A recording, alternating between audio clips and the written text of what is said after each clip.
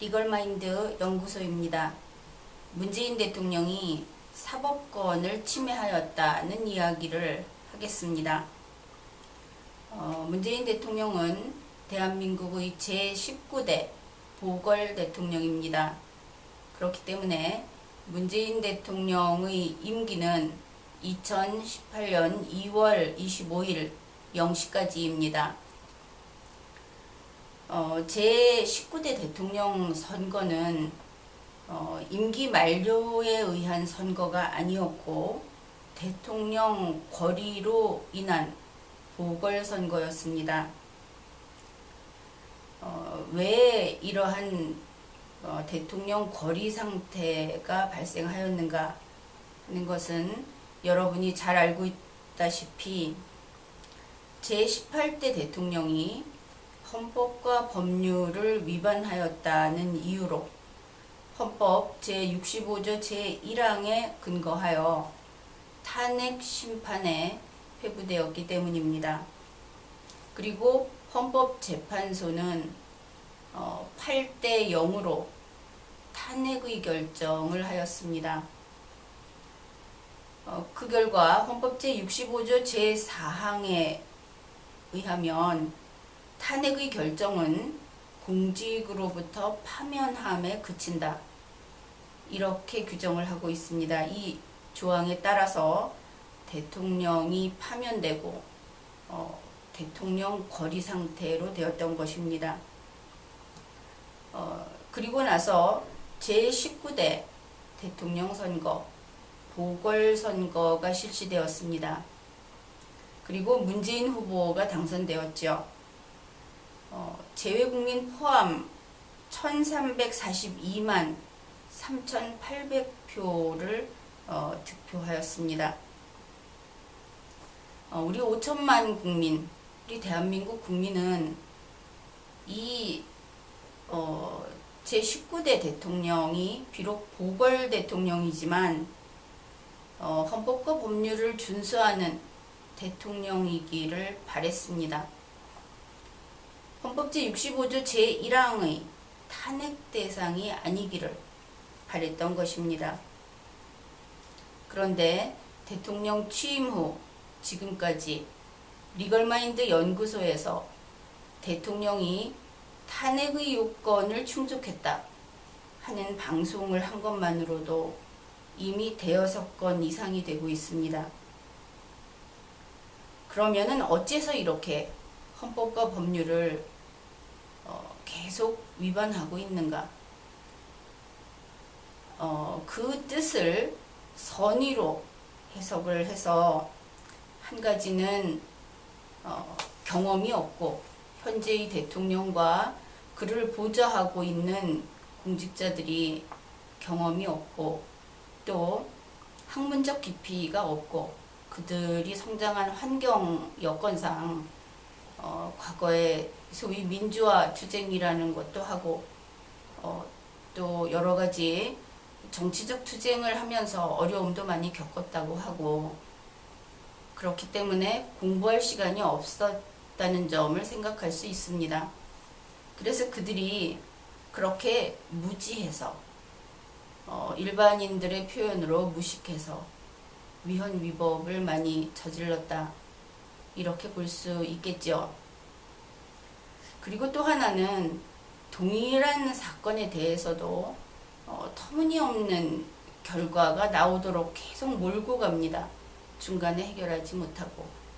이것은 타고난 어떤 비논리적인 두뇌, 선천적인 결함이라고 할 수도 있겠는데 그것으로 인해서 이렇게 이제 임기 초인데 얼마 되지도 않았는데 수많은 위헌, 위법 행위를 한 것이 아닌가 그렇게 생각할 수도 있었습니다. 그렇기 때문에 경고를 보내면서 다시 말해서 위험 신호를 보내면서 이미 잘못한 것을 물론 법의 세계에서는 되돌리지도 못하고 용서도 하지 않습니다. 그럼에도 불구하고 대한민국의 순탄한 전진을 위해서 지금이라도 고치고 그러한 잘못을 수습하고 더 이상 위헌 위법 행위를 하지 말라고 경고를 많이 보냈습니다. 위험 신호를 보냈던 것이죠. 사실 문재인 대통령은 그 국민의 자기존엄성을 무너뜨린 대통령입니다. 그런 점에서 사랑받지 못하고 있는 대통령이라고 할 수 있습니다. 우리 대한민국 국민은 국민의 자기존엄성이라는 것이 있습니다. 정치인들이나 정치인의 하수인 노릇을 하고 몰려다니는 그러한 그 패거리들은 아마 전혀 이해하지 못하고 있을 것입니다. 그런데 대한민국 국민은 밤을 싫어합니다. 대낮같이 밝고 긍정적인 우리 한국인은 정의롭다. 그리고 선하다. 이러한 것을 믿고 그러한 자부심을 지켜나가려고 하고 있습니다. 그런데 지금 문빤이 뭐 이런 이름들로 불리우는, 그리고 스스로 여당, 그러니까 민주당 지지자, 좀 정확히 말하면 문재인 대통령 지지자라는 것을 내세우면서 이 국민들의 현실 생활 속에서 마치 자기들이 승리자, 또 대통령의 앞잡이 노릇을 하면서 증오를 표출하는 사람들이 적지 않습니다. 그리고 정작 대통령과 그를 보좌하는 사람들도 공적인 발언을 하면서 이러한 증오나 복수를 그러한 단어를 숨기지 않고 그대로 표출하고 있습니다. 이런 면에서 우리 국민은 자기 존엄성이 손상당했습니다. 또 우리 대한민국은 지금까지 70년 세월 헌법주의를 바탕으로 그 든든한 체제를 쌓고 다져온 그러한 단일 독립국입니다. 그런데 문재인 대통령은 새로운 민주공화국을, 촛불혁명대가 우리의 이 70년 된 자랑스러운 국가를 무너뜨리고 새 나라를 세웠다고 발언을 했습니다. 이것 역시 우리 5천만 국민의 자기 존엄성을 크게 손상시키는 말이었습니다. 헌법 제66조 제2항에서 대통령의 책무를 규정합니다. 그것은 국가의 계속성을 수호하고 헌법을 수호하라는 내용입니다. 국가의 계속성을 수호한다. 그것은 제19대 보궐 대통령으로서는 70년 대한민국 헌정사를 존중하고 그것을 받들고 이어가야 한다는 뜻입니다. 가깝게는 바로 직전의 제18대 대통령이 그 공무를 수행하던, 그래서 물려받은 일들을 계속 사업으로서 잘 마무리해 나가야 한다는 뜻이기도 합니다. 그러나 문재인 대통령은 이전에 시작한 사업을 자신의 의지와 다르면 마음대로 바꾸고 있습니다. 분명히 몇 년 전에 그에게는 그 사업을 의결할 의결권이 없었습니다. 대통령이 아니었기 때문에. 그런데 법이 인정한 권한이 있는 자가 의결을 해서 시행하던 사업을 이제 와서 그것을 물려받을 권한밖에 없는 자가 송두리째 원 뿌리부터 뽑아내서 바꾸겠다고 하고 있습니다. 그것을 적지 않은 곳에서 실행하고 있죠. 이렇게 되면 대한민국은 결코 앞으로 나가지 못합니다. 선거에서 어떤 정치색을 지닌 자가 대통령으로 선출되는가에 따라서 바로 앞에 쌓아놨던 것을 다 무너뜨리고 다시 다른 곳으로 옮겨서 쌓고 다른 곳으로 옮겨서 쌓고 이러면 대한민국은 발전하지 못하고 국민은 끊임없이 철거 비용을 대는데 자신이 노력해서 번 돈을 다 써야 하는 일이 생기고 맙니다. 이렇게 돼서 우리 대한민국 국민의 자기 존엄성이 크게 손상이 되고 대통령이라는 이 공직자에 대해 괘씸한 생각이 늘어가고 있는 것이 요즘입니다.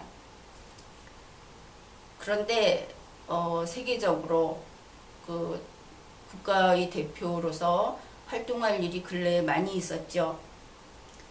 그런데 그런 세계적인 그 정상들의 모임이라든지 또 한미 정상회담이라든지 하는 곳에서 그 외교적 또 정치인으로서의 그 자질에 있어서 무능함이 적나라하게 드러나는 사건이 연이어 발생했습니다. 국내에 대통령이 나가 있는 사이에 전해 들어오는 소식은 항상 낯이 뜨거운 이야기들 뿐이었습니다. 이렇게 되고 보니 대통령을 지지했던 사람들마저 이제는 실망감이 점점 커지고 서서히 외면하게 되고 있는 실정입니다. 21세기는 참 많은 면에서 과거와는 달라진 시대입니다. 과거에는 그것이 반공이었든 반일이었든 혹은 반군부나 반독재였든 그러한 한마디로 말해서 좌와 우라는 것으로 그 지지는 계속됐습니다. 그러나 지금은 그가 합리적인지 논리적으로 사건을 해결해 나갈 수 있는 문제 해결 능력이 있는 것인지 대한민국의 국부와 안전을 높여갈 수 있는 사람인지 하는 것을 가지고 정치적 정파와 관계없이 지지가 주어졌다가 박탈되었다 하는 것입니다. 시대가 바뀐 것이죠. 그런데 이러한 상황에서 계속 문재인 대통령의 그 인기 투표 결과는 지지율이 대단히 높다고 나옵니다. 국민은 그렇지 않은데 나는 그를 지지한다고 투표한 적이 없는데 이렇게 되니까 국민이 느끼고 있는 인식하고 있는 상황과 통계 수치의 그 괴리감이 대단히 커진 것이고 청와대에서 대통령의 인기도를 홍보하면 할수록 국민은 또 우리를 속이려고 하는구나 하는 불쾌감을 더 느끼고 있습니다. 이렇게 돼서 정부에 대한 신뢰도까지 추락하고 있는 것이죠. 그런데 지난 7월 14일 대통령이 직접 이라고 말하면 조금 섭섭하려나요? 그렇게 볼 수도 있겠죠. 어쨌든 7월 14일 청와대, 문재인 대통령의 청와대가 너무나 엄청난 위헌행위를 저질렀습니다. 문재인의 청와대, 그 청와대 대변인이 제18대 대통령의 수석 비서관 회의, 장관 후보자 인사자료 등을 언론에 공표했던 것입니다. 춘추관은 대통령 기록관의 소개에 의하면 이렇습니다. 언론사 기자 78명이 상주하는 청와대의 프레스센터. 다시 말해서 춘추관에서 공표를 하게 되면 대한민국 전역과 그리고 전 세계로 그 보도가 나간다는 의미입니다. 만천하에 공표해버린 것이죠. 이 언론 브리핑이 나오고 나서 언론사들은 일제히 보도를 하고 생방송을 했습니다. 그러면 언론사는 청와대의 이 행위를 어떻게 받아들였을까? 몇 가지 그 제목만 훑어봐도 그들의 생각을 읽을 수 있습니다. 박 정부 민정문서 깜짝 등장. 국정농단 재판 변수되나. 뉴시스 7월 14일. 재판에 영향을 미친다는 이야기죠. 확실하게. 국정농단 사건과 관련된 것은 사본을 공소유지 중인 특검에 넘겼다. 7월 14일에 넘겼다고 합니다. 이것은 청와대 대변인의 말을 인용한 7월 15일 중앙일보의 기사 내용입니다. 청와대가 공개한 문건의 내용은 현재 진행 중인 박근혜 최순실 국정농단 사건 재판에도 영향을 미칠 것으로 보인다. 서울신문 7월 14일. 이렇습니다. 재판에 영향을 미친다는 것이죠. 청와대가 밖에다가 공표한 그 사건이 현재 진행 중인 이 국정농단 사건이라고 하는 이 재판은 매우 중요한 재판입니다. 탄핵 소추를 의결하라 하고 국회에 요구한 것은 그것이 몇백만이 됐는지는 모르겠지만 시위대들이 그것을 맺혔다고 합시다. 또 어느 정도 국민들도 그것을 묵인했다고 할 수 있습니다. 그러나 헌법재판소에서 탄핵의 의결을 할 것을 주장한 국민은 문재인 대통령 측에서 이야기하는 1700만, 그것이 아마 최대 숫자일까 싶습니다. 그러나 확인된 바는 없죠. 그러면 1700만 명이 탄핵의 의결을 하라, 탄핵의 그 결정을 하라, 이렇게 이야기를 했다고 하는데, 그렇더라도 문재인 후보가 득표한 표수는 5천만여 국민 중 1342만 3800표에 불과합니다. 이것은 왜냐하면은 헌법재판소의 결정에 그 결정문을 보면 알 수 있습니다. 우리 연구소에서는 이것을 아직은 손대지 않고 있습니다. 그러나 한번 훑어보기만 해도 그 결정문은 만족스럽지 않습니다. 그리고 그 심판의 진행도 역시 문제가 좀 있습니다.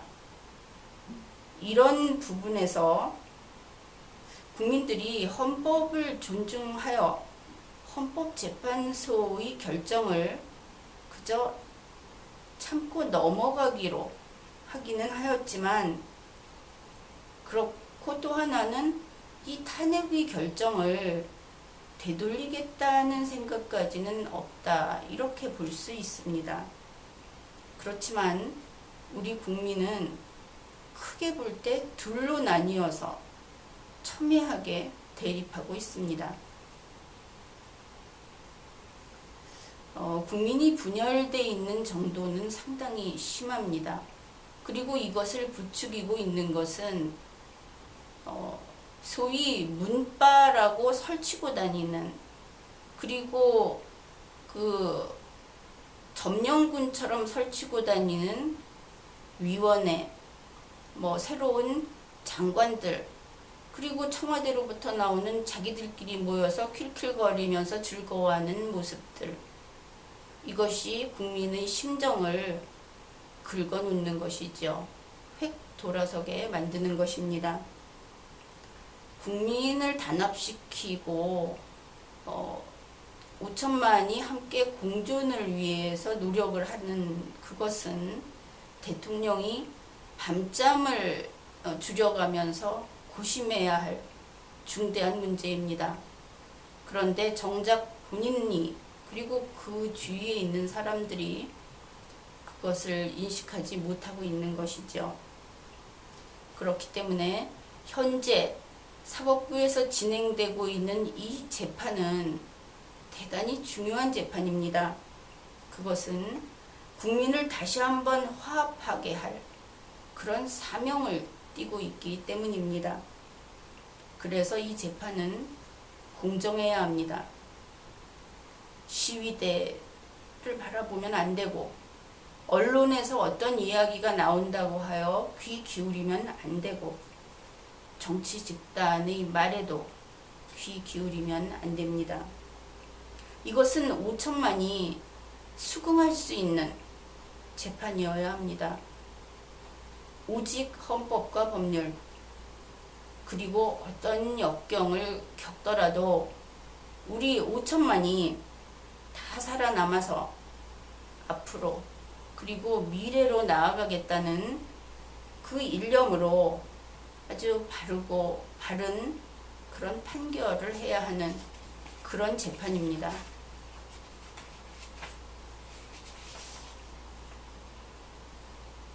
그런데 국민의 사랑을 받지 못하는 문재인 대통령, 그리고 무능과 무지, 복수심에 가득 찬, 그래서 성격이 좋지 않다고 할 수밖에 없는 그의 수하들, 그들은 국민 앞에 머리를 숙이고 하루빨리 밥값을 하는 공직자가 되기 위해서 업무를 배웠어야 합니다. 그러나 그들은 그렇게 하지 않았습니다. 대통령의 권한을 남용하여 소유자가 국가인 문건을 언론에 공표했습니다. 위법하게 운영되고 있는 특검에게 그 국가 소유 문건 제18대 대통령 재임기의 대통령 기록물을 건네주었습니다.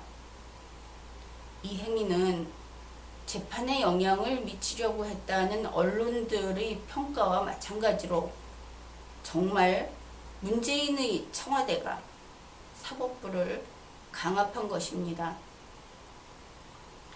현재 진행 중인 재판은 지금 수사 단계에 있지 않습니다.